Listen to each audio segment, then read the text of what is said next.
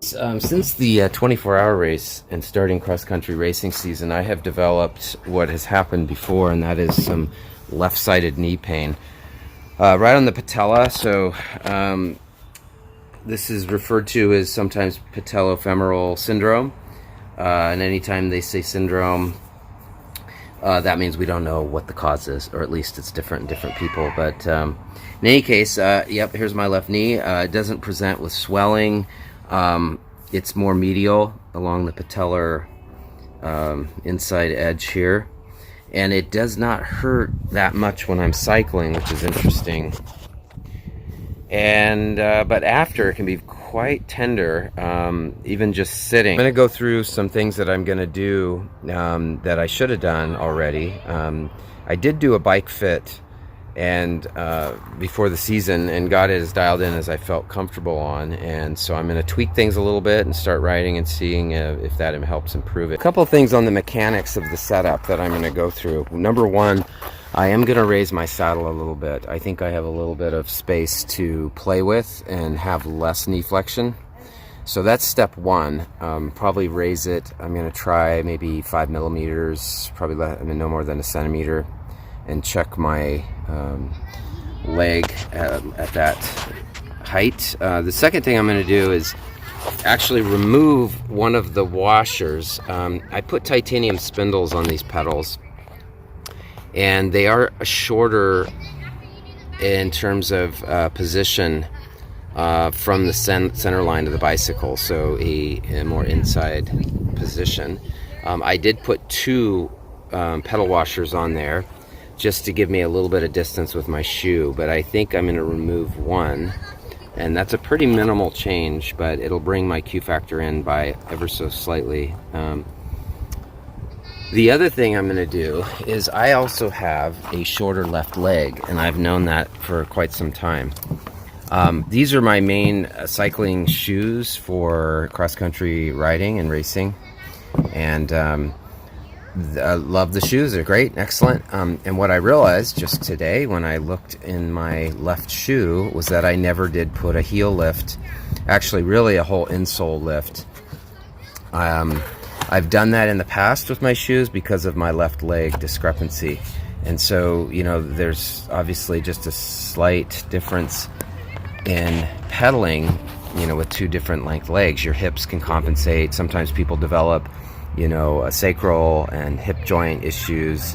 So making an insole lift as easy as having some remnant vinyl materials are. Some vinyl remnant, a Sharpie, and some scissors.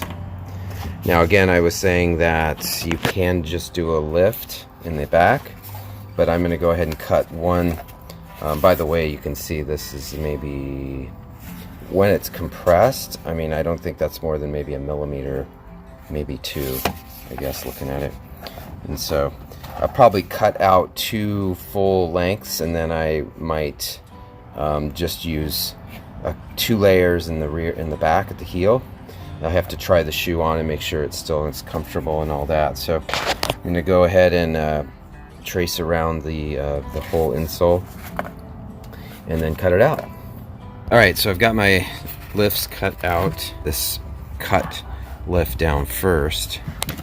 Sorry, the shaky camera here. And then the full cutout insole put in. And like I said, it may need to be trimmed.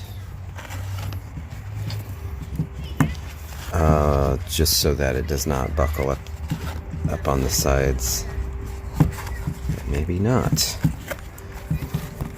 Actually, think I did get that cut pretty good there. So you want to make sure it's all fully seated to the back of the heel. And then finally I'll put the insole back in. Make sure I'm not filling it up with dirt and debris here. I think I had some dirt in the shoe to begin with. They had a little bit of damp weather, which has been throwing gravel up onto my bike and feet.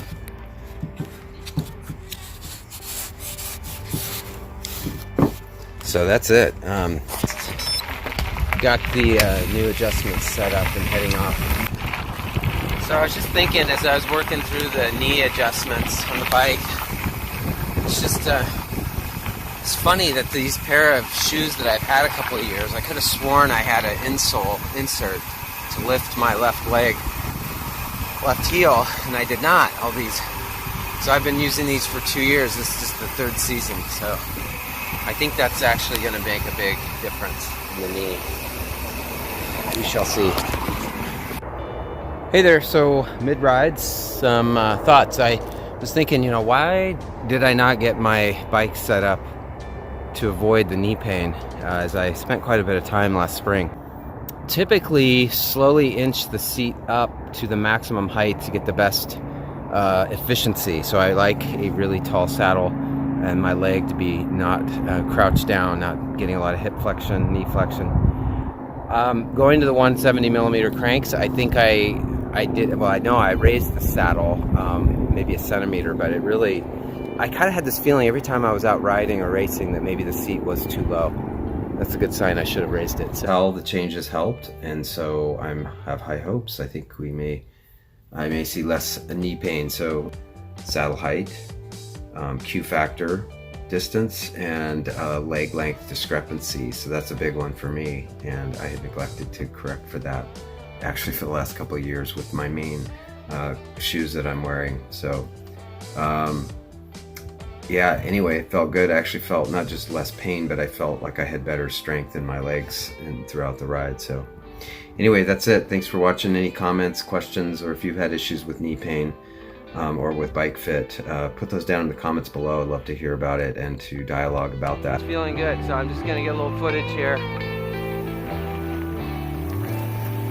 Spin it out. Probably gonna just do about an hour today.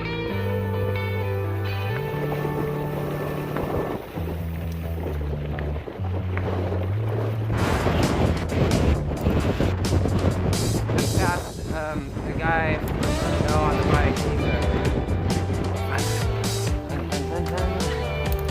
This is nice if there's nobody down here.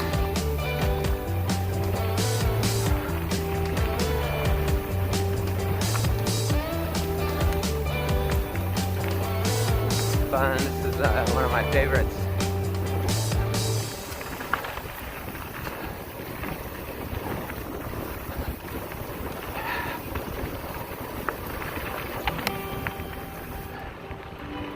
Yeah.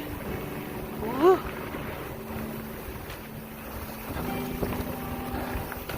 Somebody said there was another tree down in here. Somewhere down in the bluff. I don't know what. So I was saying, I think I can go faster sometimes with my suspension all the way open. Of course, that's common knowledge, and it all depends on the terrain you're on. Also, lower air pressure is going to give you better, faster turning, which I am running 18 in the back, 17 in the front.